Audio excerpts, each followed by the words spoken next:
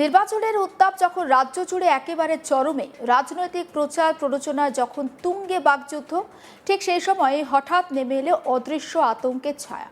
দিন কয়েক আগেই রাজ্যের আদালত চত্বর থেকে শুরু করে পোস্ট অফিস, পাসপোর্ট অফিস, বোমা আতঙ্কের হুমকি মেল ঘিরে গোটা রাজ্য জুড়ে তোলপাড় পড়ে গিয়েছিল। আর বিশেষ করে বীরভূম, মুর্শিদাবাদ, মালদা তো অস্ত্র বোমার আতুর ঘরে পরিণত হয়েছে। ভোটের দামামা বাজার আগেই বোমার দামামা শুরু। 2026 বিধানসভা নির্বাচনের আগে রাজ্যের দিকে দিকে আগ্নেয়াস্ত্র থেকে শুরু করে বোমা উদ্ধারের ঘটনা ঘটছে। আর সেই অস্ত্রশস্ত্র নাকি সবে বাইরের রাজ্য থেকে আসছে। ভোটের আগে ফের বোমা উদ্ধার। এবার বাড়ির পাশ থেকে ব্যাগ ভর্তি তাজা বোমা উদ্ধার ঘিরে এলাকায় শোরগোল পড়েছে। তবে কে বা কারা এই তাজা বোমাগুলো ওখানে রাখলো, কেনই বা রেখেছিল, তা নিয়ে প্রশ্ন উঠতে শুরু করেছে। 26 ভোটের আগে কি রাজ্যে অশান্তির ডামাডোল শুরু? ভোটের মুখে ফের বোমা উদ্ধারের ঘটনায় চাঞ্চল্য মুর্শিদাবাদের শামশেরগঞ্জে।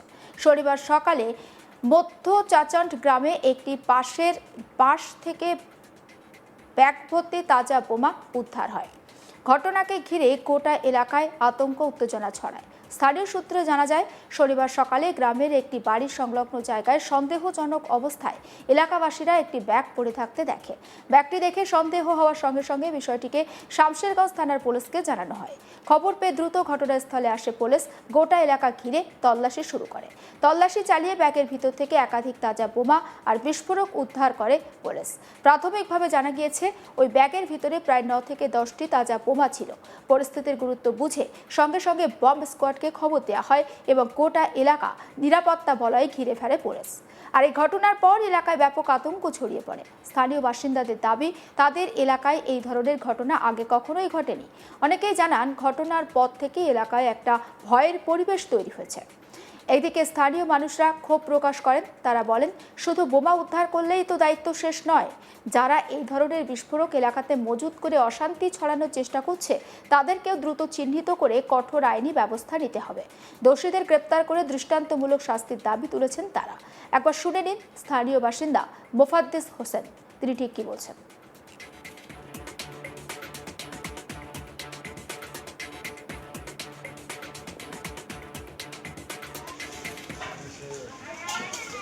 বাড়ির পাশে বম, এটা হয়তো প্রথমে আমরা এটা দেখতে পাইনি, ঠিক আছে।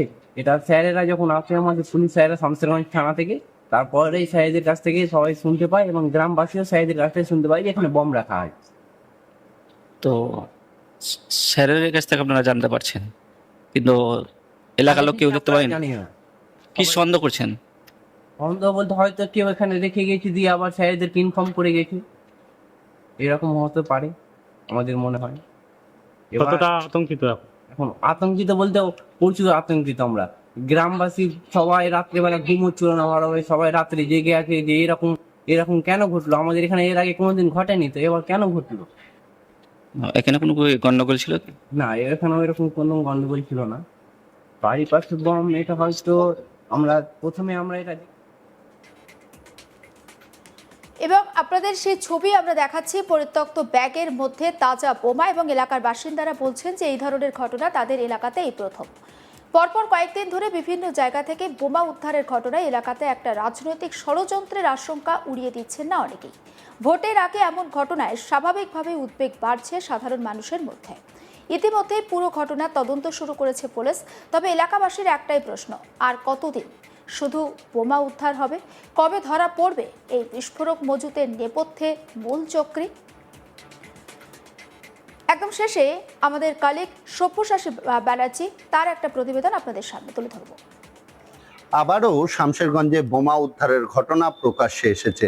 এবার জানা যাচ্ছে, শামশেরগঞ্জ থানার অন্তর্গত মধ্য চাচণ্ড বলে যে গ্রাম, সেই গ্রামেরই একটি বাড়ির পাশেই একটি বাজার করা ব্যাগ রাখা ছিল এবং মানুষজনের সন্দেহ হয় যে এই ব্যাগটি কে বা কারা রেখে গিয়েছে। তারপরে যখন ব্যাগটির কাছাকাছি যায় এলাকার বাসিন্দারা, তখনই দেখতে পায় যে ব্যাগের ভিতরে মজুত করা আছে তাজা বোমা।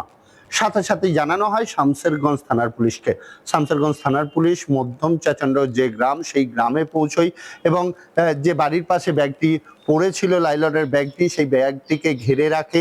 জানানো হয় বোম স্কোয়াডকে এবং বোম স্কোয়াড এসে পরবর্তীতে বোমগুলিকে নিষ্ক্রিয় করবে, এটাও কিন্তু জানা যায় পুলিশ সূত্রে। তবে এর আগেও আমরা কিন্তু দেখেছি শামশেরগঞ্জে দুটি পৃথক পৃথক জায়গা থেকে বোমা উদ্ধারের ঘটনা প্রকাশ্যে এসেছে। সেখানেও কিন্তু এক জায়গায় প্রায় 20 থেকে 25টি, এক জায়গায় 12 থেকে 15টি বোমা মজুত করে রাখা ছিল। দুটি জায়গা থেকেই কিন্তু বালতি ভর্তি, কোথাও কন্টেনার ভর্তি বোমা উদ্ধারের ঘটনা কিন্তু প্রকাশ্যে এসছে এই জঙ্গিপুর পুলিশ জেলার শামশেরগঞ্জ থানাতেই। আর বিগত দিনে এই শামশেরগঞ্জ থানাতেই কিন্তু একাধিক অপ্রীতিকর যে ঘটনা, সেই ঘটনা কিন্তু সাক্ষী থেকেছে শামশেরগঞ্জবাসী।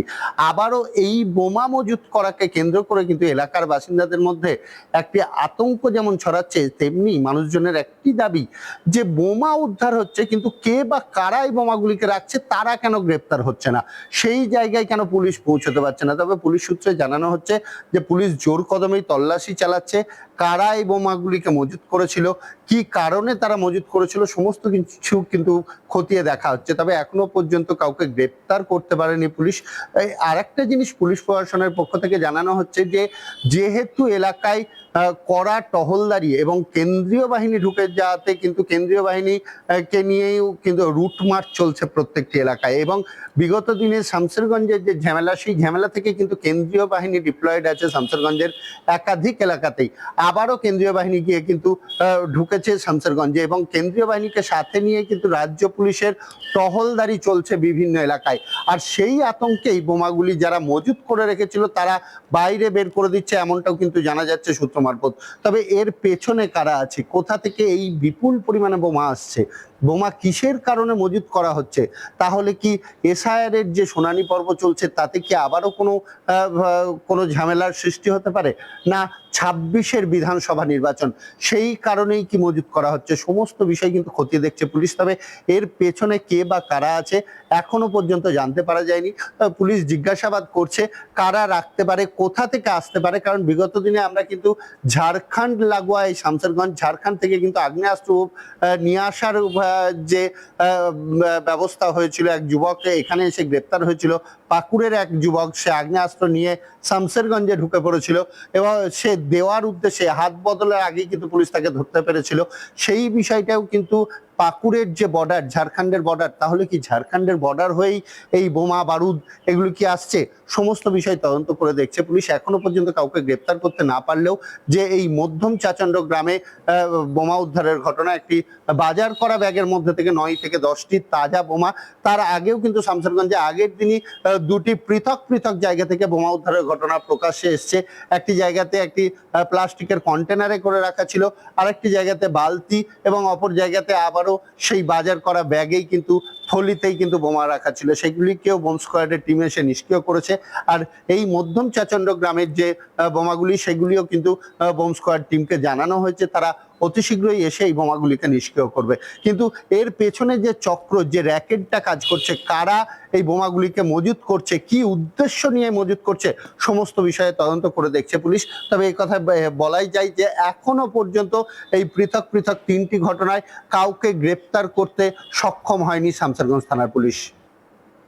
সমস্ত খবরের আপডেটের জন্য অবশ্যই নজর রাখুন আজ তাক বাংলায়। সাবস্ক্রাইব করতে ভুলবেন না।